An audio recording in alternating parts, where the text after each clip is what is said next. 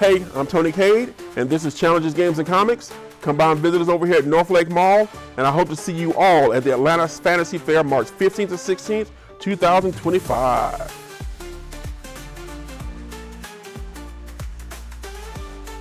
Tony Cade. All right, well, I was born in Memphis, Tennessee. Don't know a lot about it, except that I don't want to live there because it's a lot of crime, I heard. Don't want to peeve anybody off in Memphis. But then, family moved down to Albany, Georgia, which is why I have a problem with the idea of like paying for pecans, because there's pecans all over the place. Yeah. Everybody has like tons of them in their yard from back when I was a kid. So the idea of going to the store and paying all that money for pecans, I'm just like, really? And then family moved up to Atlanta. Okay. And then for a little while and stuff, families have little splits. Yeah. So moved out with mom to California and went through middle school and beginning of the middle of middle school and beginning of high school out in the San Diego, Pasadena, Altadena areas. Yeah. Okay. I originally got into the comic book shop business at this point about 30 years ago. 30. Okay. Yeah, back in 1994, 2 years before the Olympics came here to Atlanta. At the time, I was working as a wedding photographer and also a bartender. Okay. And a friend of mine, Tim Cummings, came to me and was like, hey, Tony, I want to open up, a comic book shop. But he had already sold his back issues away. Okay. And I still have my back issue comics. So he asked me to come in and stuff with him and be a silent partner in the business.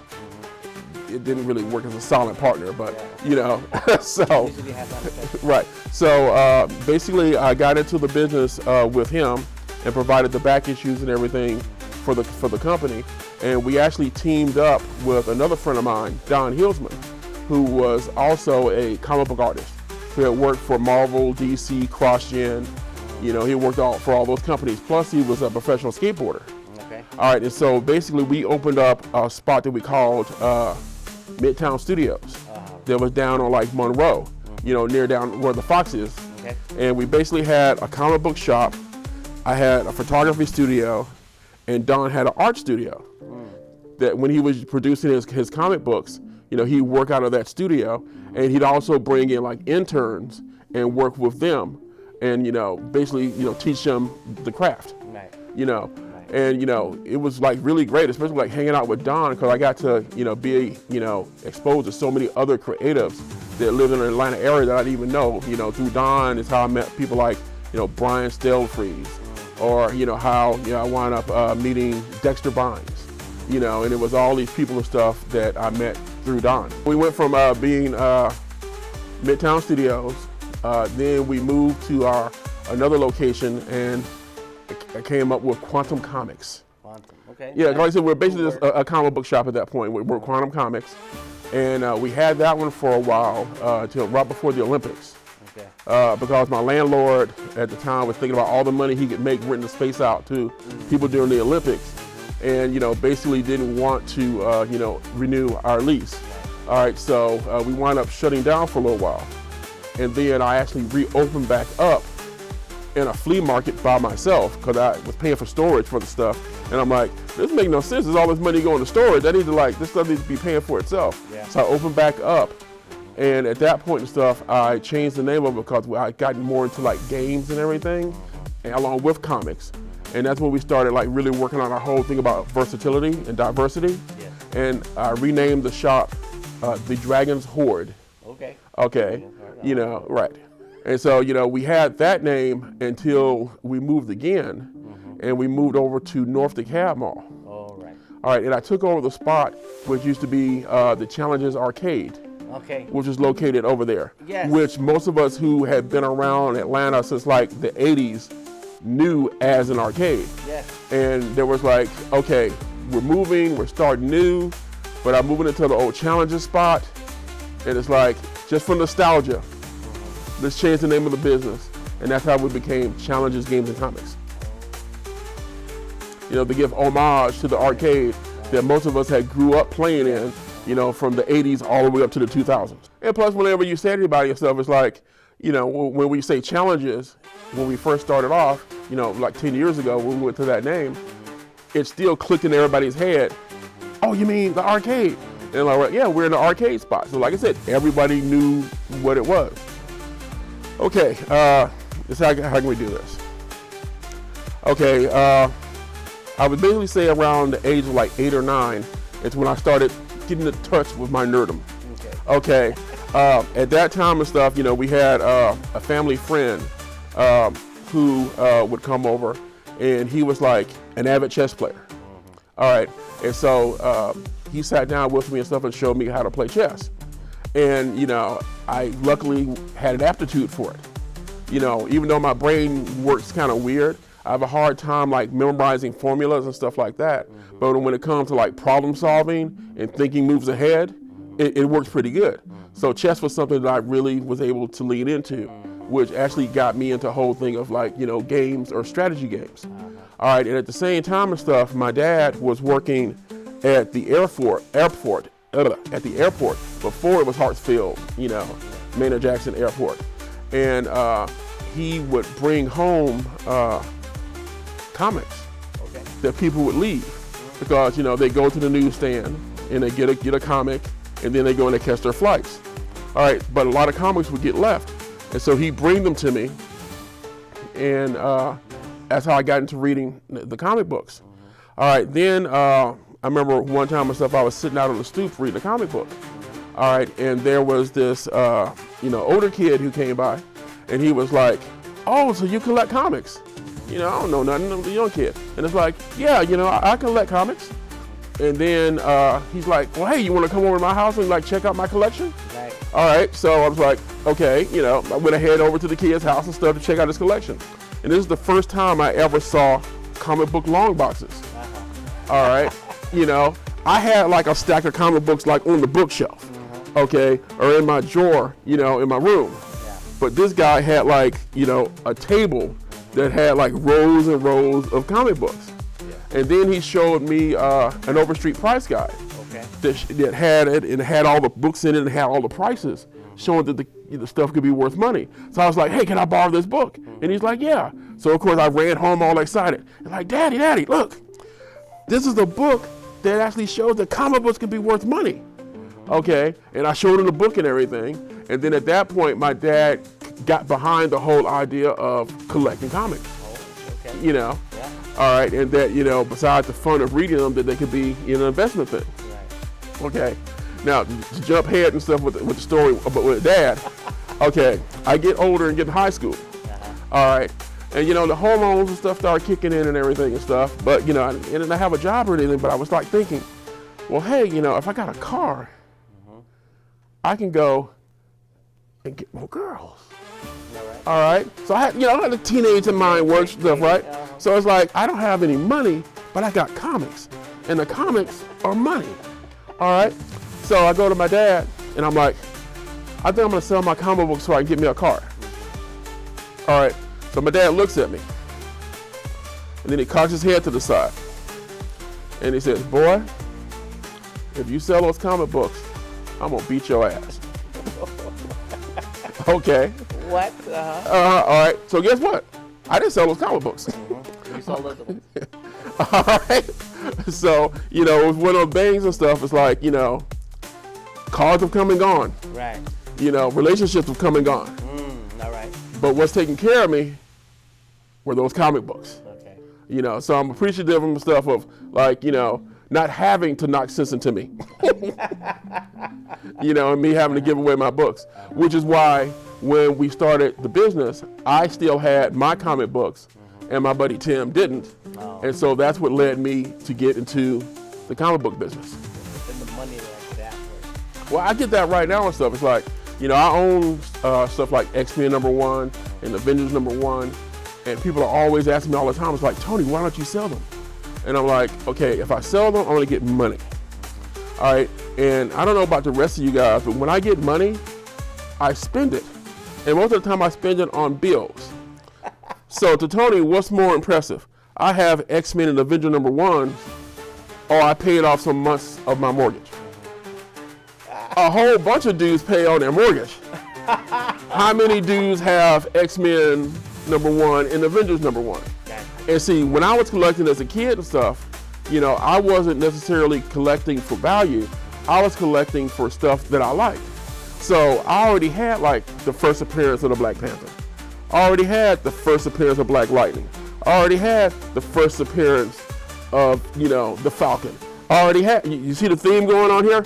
I already had the first appearance of Luke Cage. I already had all of these books. So when the movies and TV shows and stuff came on later and all of these books skyrocketed in value, I already had them. Yeah. So I didn't have to go out there and spend money trying to get this stuff because I was already a fan. And that's the thing about it. To me, if you're going to be into comic books, money is secondary. Get them because you enjoy them. And that's, pretty much my feeling even now as an adult selling stuff for a living. Yeah. I'm like, people come in and ask me all the time, what book should I be reading that's going to be worth money later? And I'm like, no, you should be reading comics because you enjoy reading comics. Right. All right, if you get into the card games, yes, the cards can be valuable, but get into the games because you enjoy playing the games, not because you're chasing, the latest Pokemon release because there's a $500 Pikachu in it, which I have no idea why the Pikachu is $500. All right, nobody's using it to play in the game, but that's the whole thing. I'm into playing games and reading comic books. And action figures should be taken out the package and should be played with. Okay. Okay, well, like I said, when we moved back here to Atlanta, I went to East Atlanta High School. It actually doesn't exist anymore, but you'll actually see the interior of it in some of the TV shows and stuff that are filmed in the Atlanta area. But we had like our little crew. All right, and we were all, playing chess and we were reading comic books. All right, so little hood kids, so we think we're getting our nerd on because we're like reading comic books and playing chess, and this is like back in the early 80s. Right. All right, we were at a chess tournament and we played a school called Parkview, which is like, north of the city. Okay. All right, in the more affluent areas. And so we got through playing those guys in a game of chess, and of course we won. All right, but all right, and they came over. It's like, hey guys, that was a really great game, and and they started talking to us about different things. And then one of the guys were like, "Do you guys play Dungeons and Dragons?" And so a whole bunch of like little nerd kids looking around, from the hood, and we're like, "What's Dungeons and Dragons?" And they're like, "Oh man, it's this really great game." And he starts explaining, "You guys, I got to come over to my house and stuff so we can show you guys how to play." And luckily for us, our coach was listening to the conversation because, like I said, we're in East Atlanta. Ain't none of us got no cars or nothing, they all the way up in Parkview. And he's like, "Well, yeah, I'll take you guys over there and stuff. You guys can learn how to, play these games that they're talking about." So we went and we played Dungeons and Dragons. And suddenly there was this whole world of nerdom that we realized that we were missing out on. It was another. Yeah, there was more. Okay, there was more. And then, later on and stuff, after I got out of high school, I saw an article about this thing called the Atlanta Fantasy Fair.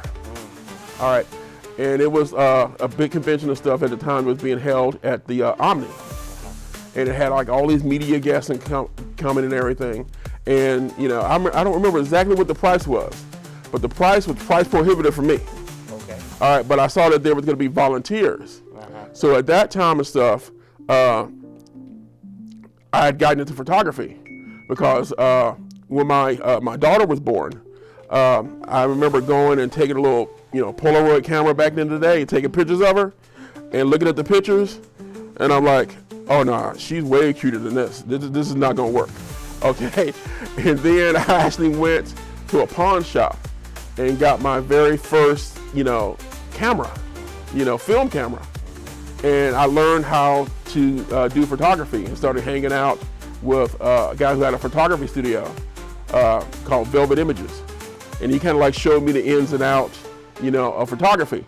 But basically it was for the purpose of showing just how adorable and cute my kid was. Okay. All right, so that's how I actually got into photography, and so I wound up being staff photographer for the Atlanta Fantasy Fair, and then that's how I got to learn about all the authors that were there, and all the people from the TV shows, and it just completely opened up my world. And this is before Dragon Con. And everyone knows, how famous Dragon Con is now. Well, Fantasy Fair was Dragon Con before Dragon Con. And that's how it was off. And then, like I said, later on, after Tim and I opened up the comic shop, we had some guys come in and stuff, and they were like, oh, well, you guys carry magic? And so we thought they were talking about, abracadabra magic, magic card, Yeah. But no, they were talking about the card game Magic the Gathering, because we were like, oh, you should go to Eddie's Trick Shop. They're like, no, not that kind of magic, it's a card game. And so then they showed us how to play the card game, and it was like, oh yeah, this is good. This is real good. Let me get on my distributor and see if I can get some of these. And it was another one of those things and stuff. It was like really limited, really hard to find. And we were having to sell booster packs, back in the day for like $5, when like the regular price for them were only like $2 something. And it was, Demand. It was a demand. But it was a game and stuff that was popular because it's a really good game to play. And so that's how I got into playing Magic the Gathering. Well, like I said, for me and stuff, it's always been a thing about, doing community. That's how I actually got into doing, indie publishing comic books and everything. Because in my shop and stuff, back when it was on Memorial Drive, we, even though we were in the hood, I still had people that were interested in writing. So we had like a screenwriters group that would come and work.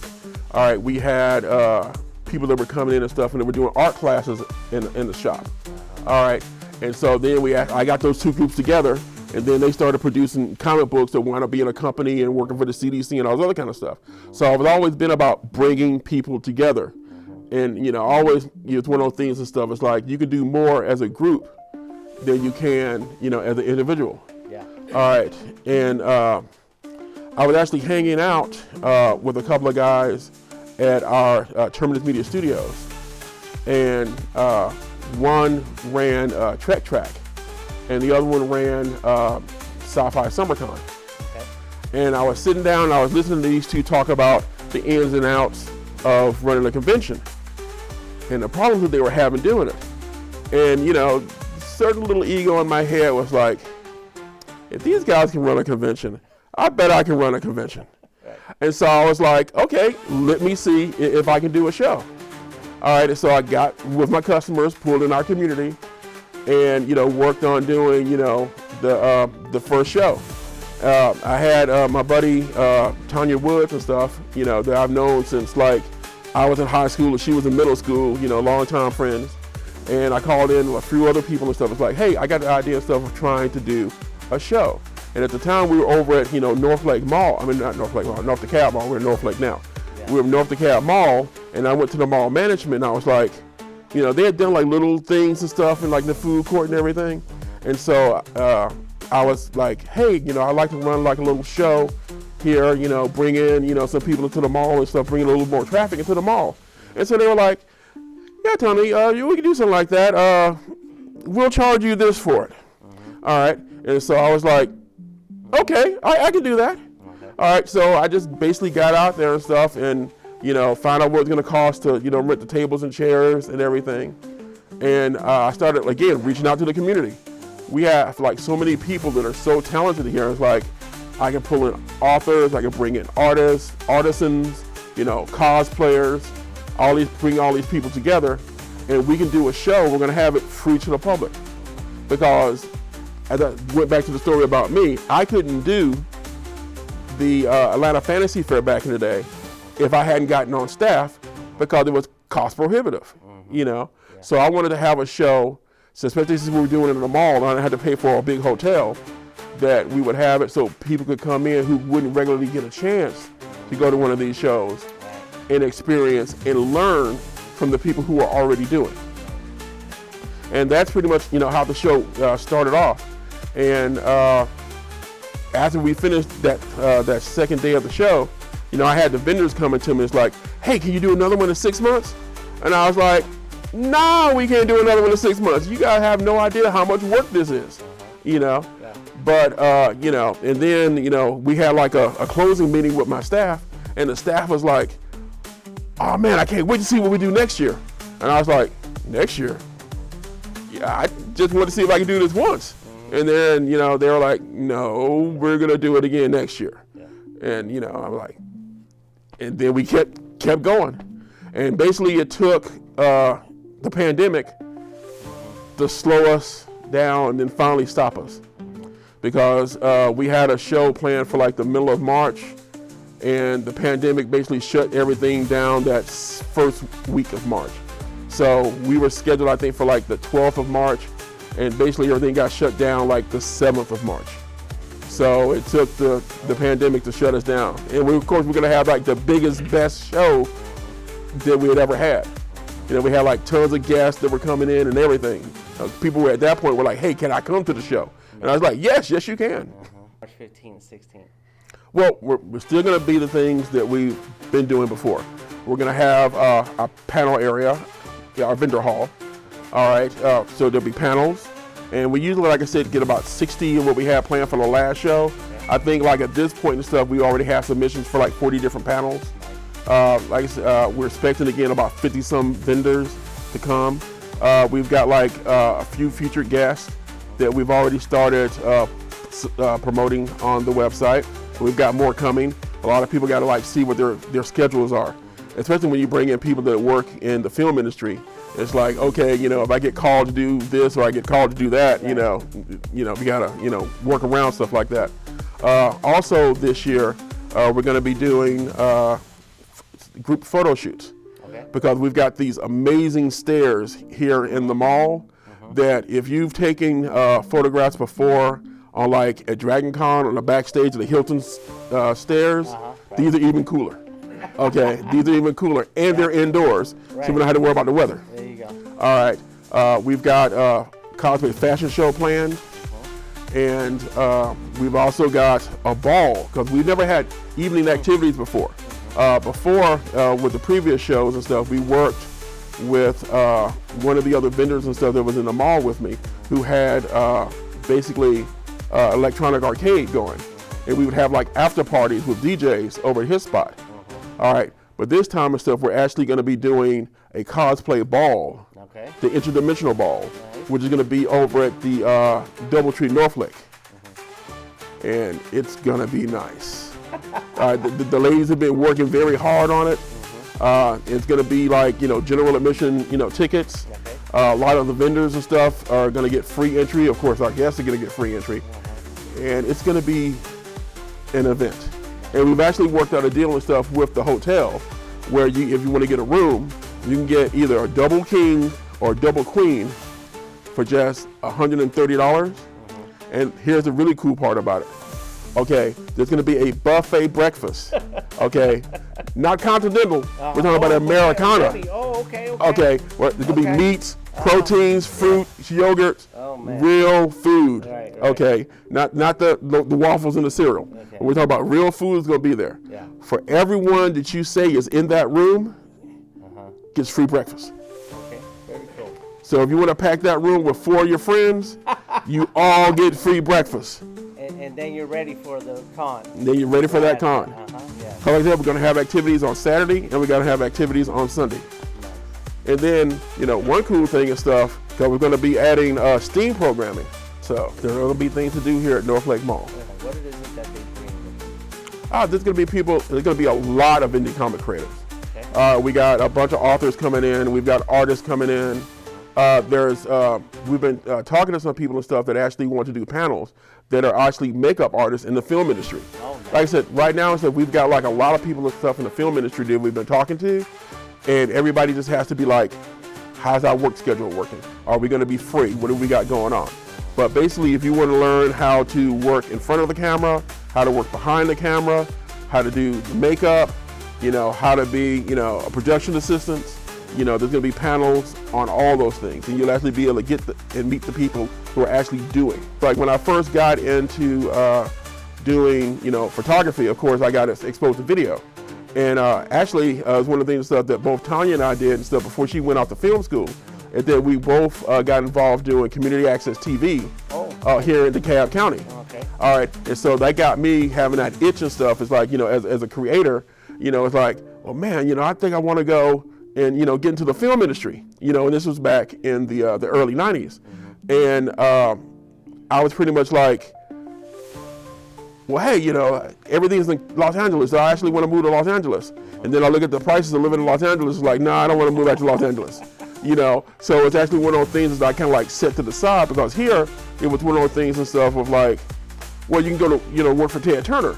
And I actually applied for a job to work with Turner Broadcasting, and got a job, was offered a job at least, as a camera person for, you know, working for, you know, Turner.